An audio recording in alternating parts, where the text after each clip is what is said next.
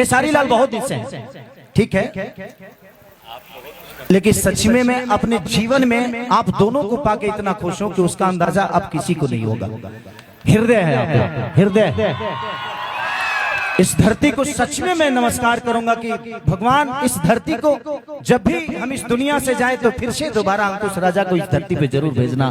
कैसे बहनों के लिए उद्धार करते रहे, ऐसे बहनों के इनको बहुत भगवान खेसरिया से 1000 गुना अमीर बना दे लोग, उतने दिल दे दा कि ऐसा ही बहन सन के बिया होते रहे।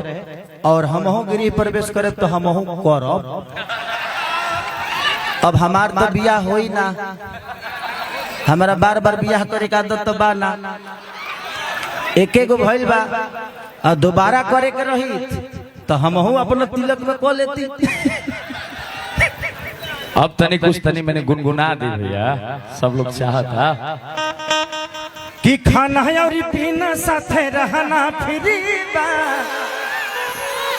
तोरा खाती 3 थाने गहना फ्री बा।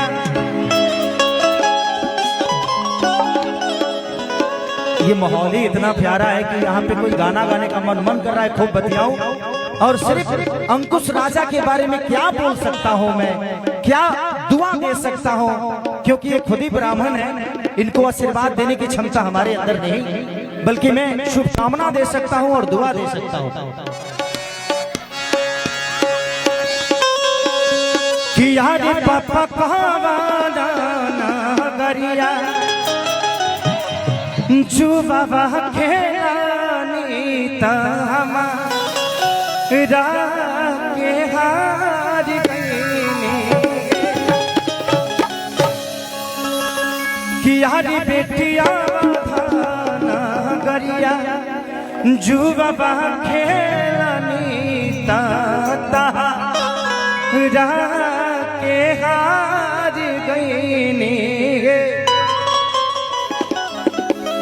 कि यारे पापा गैया भैंसिया काहे नहारानी त हमारा के हार गईनी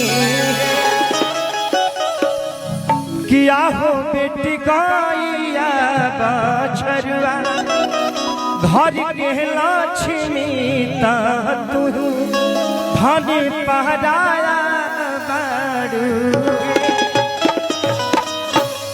लोग कहते हैं कि एक बेटी का कन्यादान देने से इंसान को मुक्ति मिलती है। किसी अभी तक इनकी बेटी नहीं हुई, इन दोनों भाई की अब शादी होगी, लेकिन उसके पहले एक कुंवारे ऐसे बाप हैं जो 11 बहन 11 बेटियों का कन्यादान। सलूट है यार, दिल से थैंक यू भगवान, आप दोनों को इतना बड़ा कर दे कि हर साल ऐसे ही महोत्सव आप सबके गांव में, आप सबके घर में होता रहे, कि हम तो आते रहेंगे। और ऐसी महोत्सव जहां भी होगी खेसारी लाल यादव फ्री में जाएगा, अपने पास से 10-20 लाख रुपया दे के जाएगा, ताकि ये सहयोग के रूप में अपने बहनों के लिए चले। वो गा देता नहीं आई बड़ी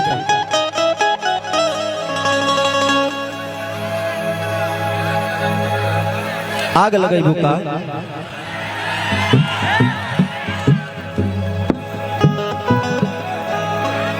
और हमारे बहुत ही प्यारे हम सबके हनुमान, जो कि हम सबके हमेशा हर दुख सुख में रहने वाले लोकेश भैया किधर हैं? लोकेश बाबा कहाँ है? अच्छा उधर उधर। थैंक यू बाबा, इस कार्य में सबसे ज्यादा अगर कोई मेहनत किया था तो आपने किया था, और दिल से प्रणाम है। आप जैसे इस धरती से आते हैं, और इनके साथ एक फिल्म भी किया था अंदाज, उसके प्रोड्यूसर लोकेश बाबा ही थे, तो थैंक यू, लव यू। कौन आग लगाई बुका, आग लगाई बुका।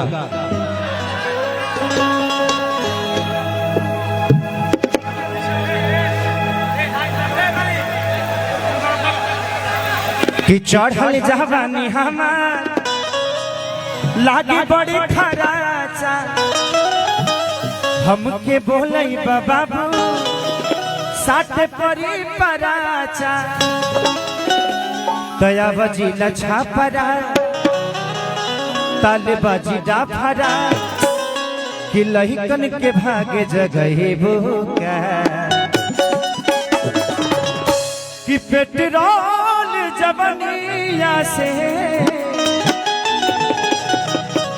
गोरिया आग लगैबू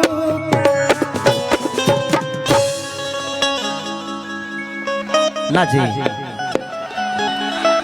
भर गइल मन का तहार राजा कि राजा हमारा से लेकिन एक गा देता हूँ, 2 लाइन गा देता हूँ क्योंकि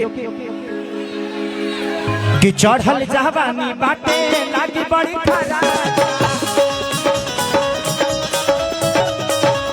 हमके बोले बाबू साथे पड़ी परा चढ़ल जवानी बाटे लागी बड़ी खरा हमके बोले बाबू साथे पड़ी परा काले बाजी डाफरा आवाजी लछा परा लही करके भागे जगले हो पेट्रोल जवनिया से गोरी आग लगैबू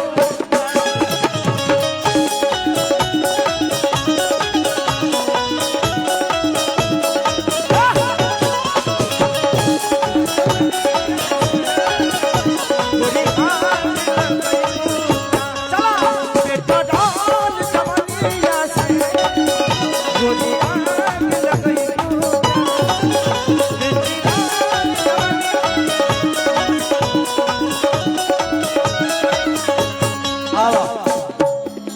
अब रहे चलो बहुत सारा काम बा और लड़की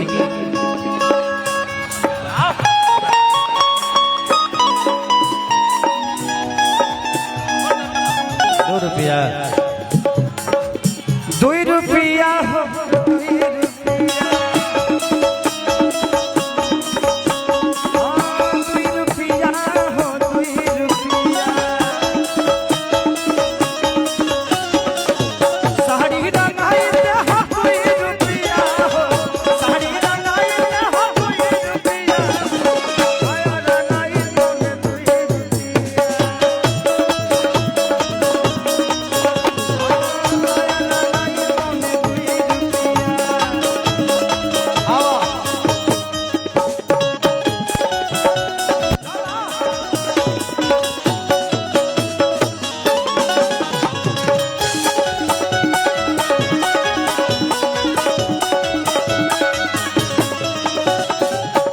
ओके थैंक यू। बस मैं अब उन बच्चियों को, उस बहनों को आशीर्वाद देके, और अभी मैं हूँ, आप लोग चिंता मत करो, हंगामा मत करना, मैं शाम तक यहीं रहूंगा, आप सबके बीच में रहूंगा, क्योंकि मैं इसी के लिए मुंबई से आया था। ऐसा नहीं कि मेरा कोई दूसरा कार्य था। जी बुला के दे दी,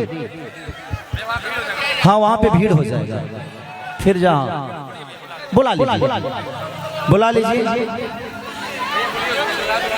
जितने अरे तो पापा से दिलवा दी है ना, हमारा से दिवा लगे कौन काम बा, केहू दे दी, कहाँ फर्क पड़ते है, पापा ही दे देंगे ना हम। अरे लोग कही जे खेसरिए जाके पब्लिसिटी करता, हमारा हाथ से मत दिवाओ ना, तो काले 10 गो न्यूज बनाओ लगे हंसो जे खेसारी जाकर पब्लिसिटी कर रहा है। जिंदगी में देखिए एक बात बताएं, भगवान अगर आपको दे ना, जिंदगी का 2 ही दस्तूर है, ना आप अपने जन्म का लड्डू खा सकते हैं, ना मरने का खीर। और जिसका जन्म का आप लड्डू खाते हैं ना, वो आपके मरने का खीर खाता है। बेटी दामाद की हो जाएगी बहू जो बेटा बहू का हो जाएगा, शरीर शमशान की, जिंदगी मौत की, और लास्ट में निधने लिखाए के बाद तो के करा खाती लड़ाई करे के बा। अब एगो हमारी सबवा बावे का जने उड़ाई कि नाश को दी का करी के जानता। तो जिंदगी में मरने के बाद कोई ये ना कहे कि अरे यार कलाकार था, छोड़ा खत्म हो गए। जिंदगी का मोल होना चाहिए, क्योंकि बड़े भाग मनुष्य तन पावा, बड़े भाग्य से मनुष्य का तन मिलता है हम सबको। और इसमें जब देवता लोग भी तरसते हैं कि एक बार मानुष का तन मिल जाए हमें, लेकिन मिलता नहीं है, क्योंकि भगवान राम जब मानुष के तन में आए तो त्रेता का अलग रूप रहा, भगवान कृष्ण जब द्वापर में आए तो अलग रूप रहा। तो कलयुग में हर आदमी भगवान बन सकता है, बट हृदय से आपको प्यार करना होगा, हृदय से लोगों को अपना बनाना होगा। तो दिल से थैंक यू, इस धरती को सलाम करता हूँ कि जिस धरती पे हमारे दो भाई ऐसे पैदा हुए, मैं दूसरी बार आया हूं शायद, एक बार यहाँ पे माता के ताराचंडी, और ये दूसरी बार आया हूं। वहां पे तो बहुत ज्यादा भीड़ था, इतना भीड़ था कि हमरा चढ़े में 1.5 घंटा लगा रहे। लेकिन आज मैं अपने घर में हूं, मुझे भीड़ नहीं चाहिए, आप सबका प्यार चाहिए। और इन दोनों भाइयों को इतना दुआओं से भर दीजिएगा ना कि भोजपुरी के इनसे बड़ा कोई कलाकार ना हो। इतने दुआएं दीजिए, क्योंकि हृदय है, ये हृदय सम्राट है दोनों भाई। और दिल से मैं दुआ, इस दिल से जितना दुआ कहिए ना, मेरे पास अगर सीना फाड़ के दिखावे करे तो अगर टेक्निस के डर ना रही तो सीना फाड़ देती हूँ, सच बोल रहा हूँ। मैं हनुमान होता तो सच में फाड़ देता, क्योंकि मुझे अच्छा लगता है, क्योंकि मैं गरीब परिवार से था ना। 3 बहनों को जब आंखों में मैं इमोशन देखा तो लगा कि यार इन दोनों भाइयों ने क्या कर दिया। जिंदगी में किसी को अगर परखना होना तो उसकी मजबूरियों में कभी खड़ा होके देखिए भैया। जरूरत पे किसी के अगर आप केहू के बर्थडे में अगर फॉर्च्यूनर दे देव ना तरह कोनो काउंट ना होई, लेकिन मजबूरी में अगर केहू के साइकिलों के सहारा दे देव ना तरह के हमेशा याद रखे। तो मजबूरियों में हमेशा खड़ा रहिए अगर भगवान ने आपको दिया है तो। मैं मेरा बस चले तो मैं पूरी दुनिया को अपने आप को लुटा दूं, बट तब तो हमारे के गरियाबे करेलन सब।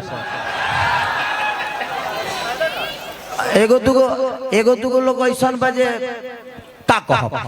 जो मुझे बुरा बोलता है वो कभी सच बोलेगा मेरे बारे में, तो क्या फर्क पड़ता है।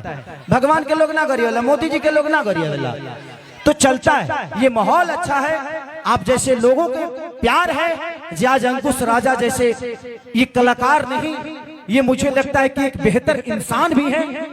और ये पहले ऐसे भाई हैं जो भोजपुरी का इतिहास जब लिखा जाएगा तो इसके बाद खेसारी हजारों ब्याह करा दे, चाहे कौनो कलाकार करा दे, लेकिन अगर पहला कोई पहल करने वाला व्यक्ति होगा तो वो अंकुश राजा होंगे। और इसके लिए ताली बजनी जरूरी चाहिए कि आज से एक कलाकार ही नहीं बल्कि मुझे लगता है कि हृदय सम्राट की तरह इस भोजपुरी को इन लोगों ने एक ऐसा आह्वान दिया है, एक ऐसा रास्ता दिखाया है कि शायद जितने भी कलाकार करें, लेकिन पहला नाम अगर आएगा तो इसी धरती का आएगा और अंकुश राजा का आएगा।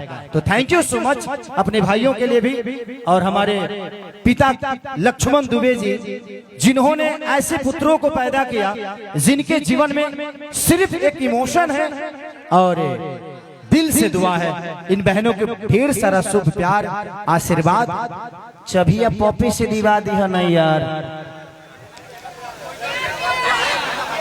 केहू मारो ता होली गुनगुना दी।